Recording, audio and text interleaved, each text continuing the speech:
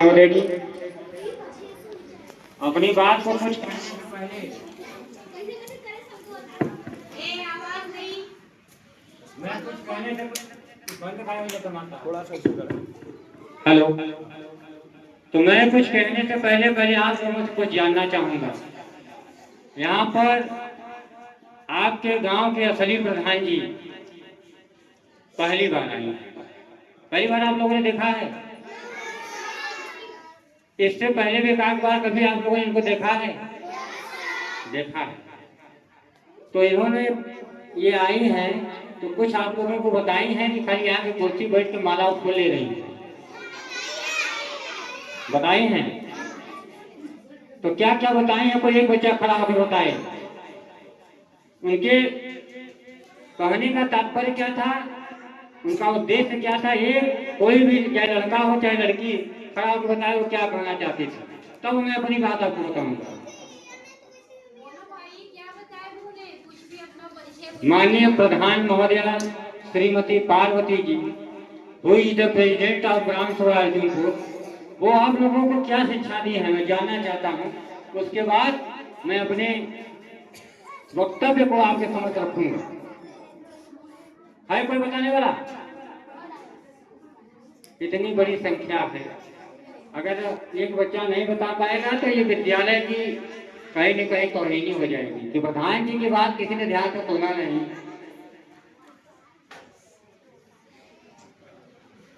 चलिए कोई बात नहीं, नो मेंशन, ऐसा होता रहता है।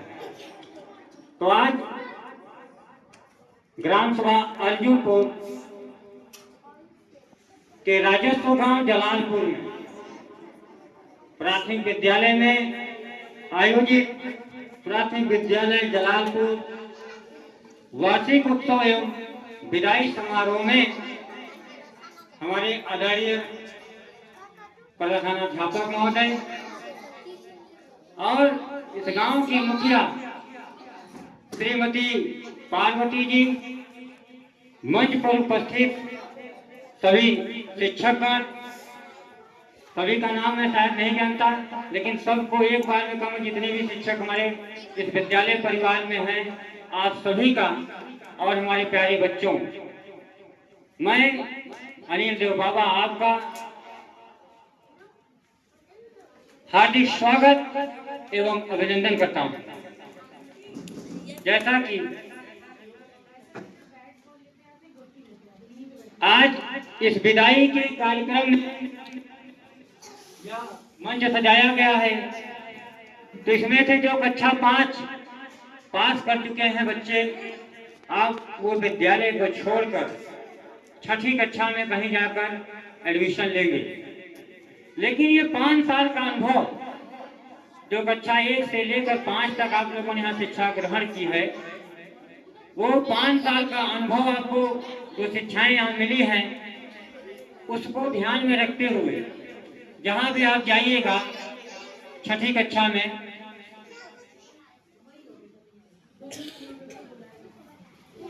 कोई दिक्कत है क्या? कोई दिक्कत नहीं है, तो मैं यही कहूंगा कि 2 मिनट ध्यान दीजिएगा, मैं आप लोगों के लिए समय निकाल कर आया हूँ।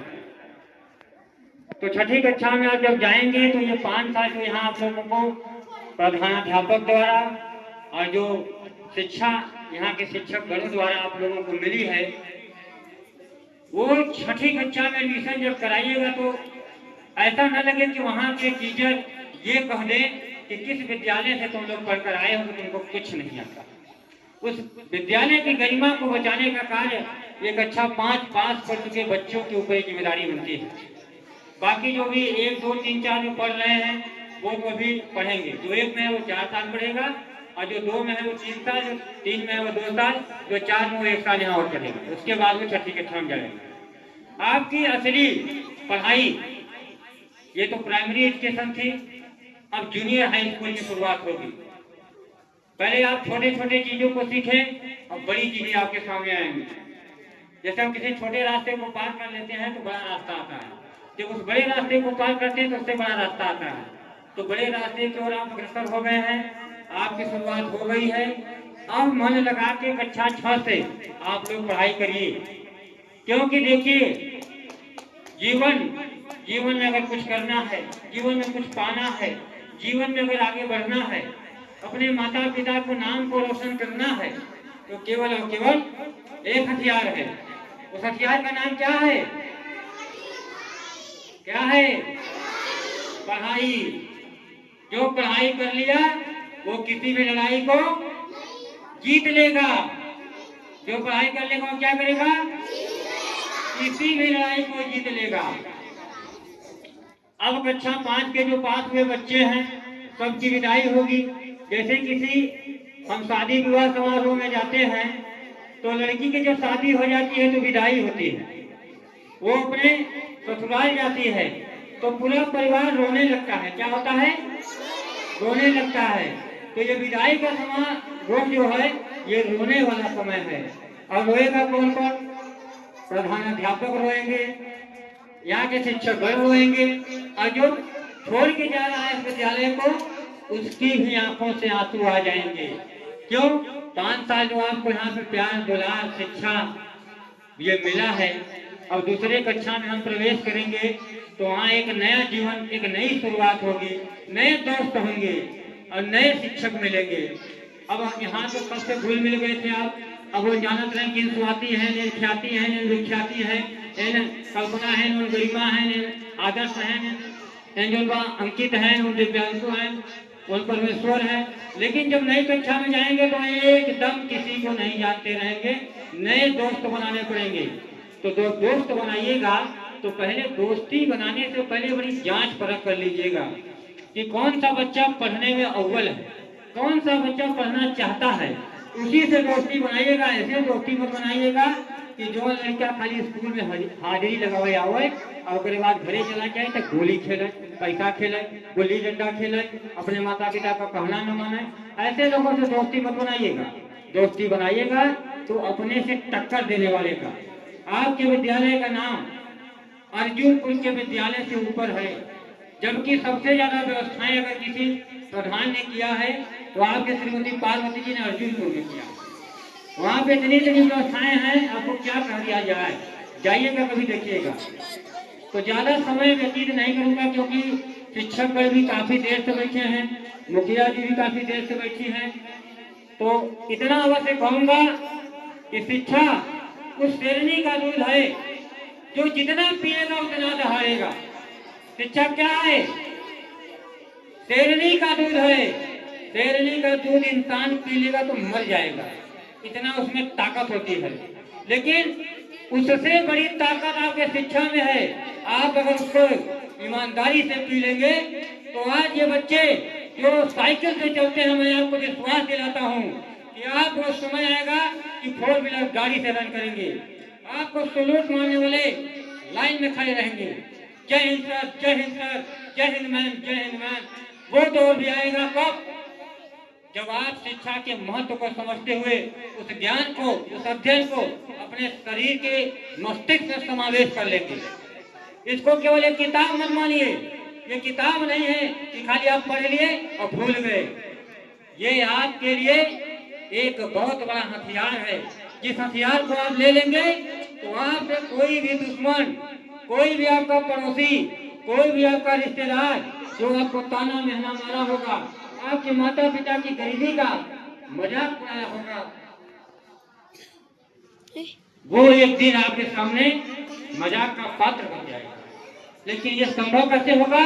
संभव ऐसे होगा जब आप वास्तव में शिक्षा को समझ लेंगे कि क्या है पढ़ाई, क्या है लिखाई। हमारे देश के सबसे ज्यादा पढ़े लिखे विद्वान, अर्थशास्त्री, समाज शास्त्री, विधिवेता, भारत रत्न, संविधान के शिल्पकार बाबा साहेब डॉक्टर भीमराव रामजी अम्बेडकर, जो एक गरीब और दलित परिवार में जन्म लिए थे।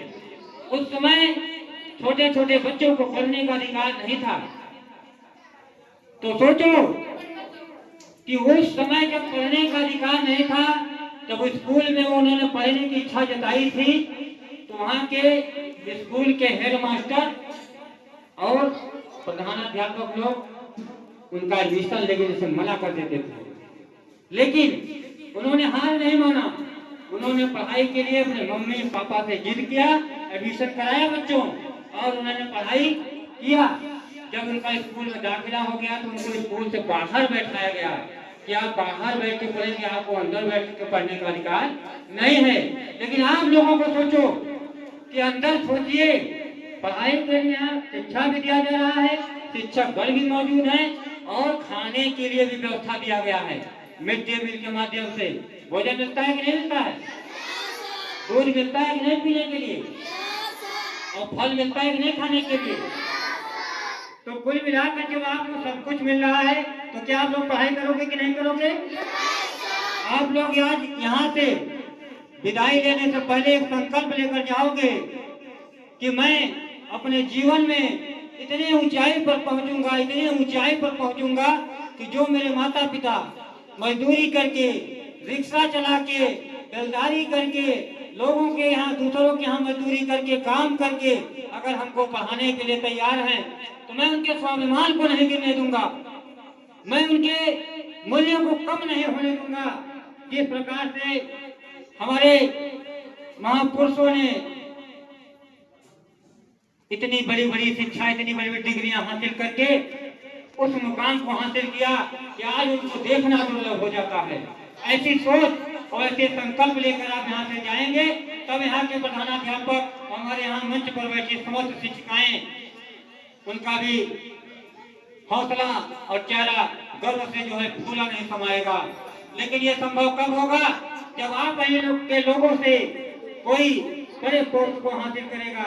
जैसे इसी में से कोई डॉक्टर बनेगा, कोई इंजीनियर बनेगा, कोई पायलट बनेगा, कोई साइंटिस्ट बनेगा, कोई आईएएस बनेगा, कोई बीसीएस बनेगा। जब ऐसे ऐसे डिग्री को हासिल करके आप यूपीएससी जैसी परीक्षाओं को क्रैक करके आगे बढ़ेंगे मेरे प्यारे बच्चों, तब जाके आपके माता पिता और आपकी गरीबी दूर हो पाएगी।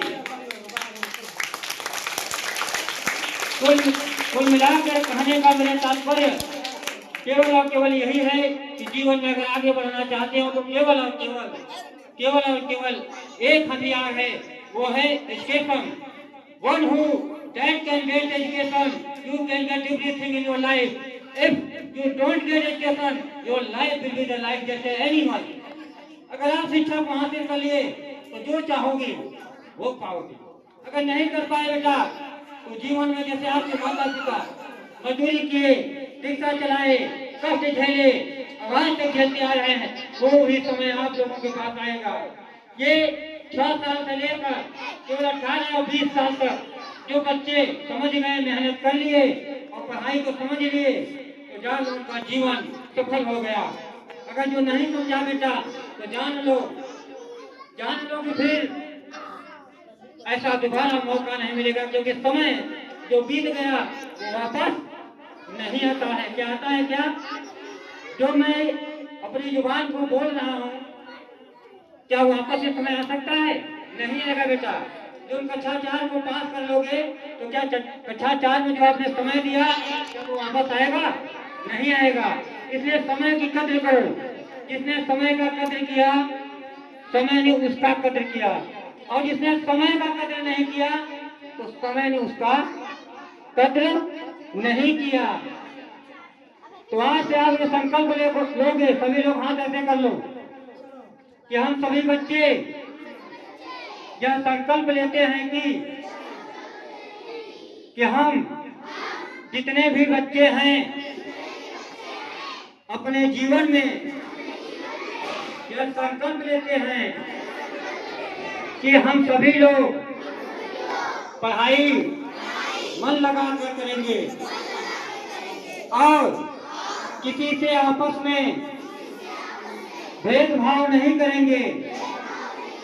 सभी बच्चे हमारे अपने हैं, कोई हमारा भाई है, कोई हमारी बहन है। सभी हम लोग एक दूसरे की मदद करेंगे। और आज यहाँ से जब घर जाएंगे तो अपने माता पिता का चरण छुएंगे और चरण छूकर आशीर्वाद मांगेंगे कि हे मेरे माता पिता, हे मेरे भगवान, आप मुझे आशीर्वाद दो कि मैं पढ़ लिख कर अपने जीवन में और ऊंचाई पर जाऊं। Okay, thank you very much.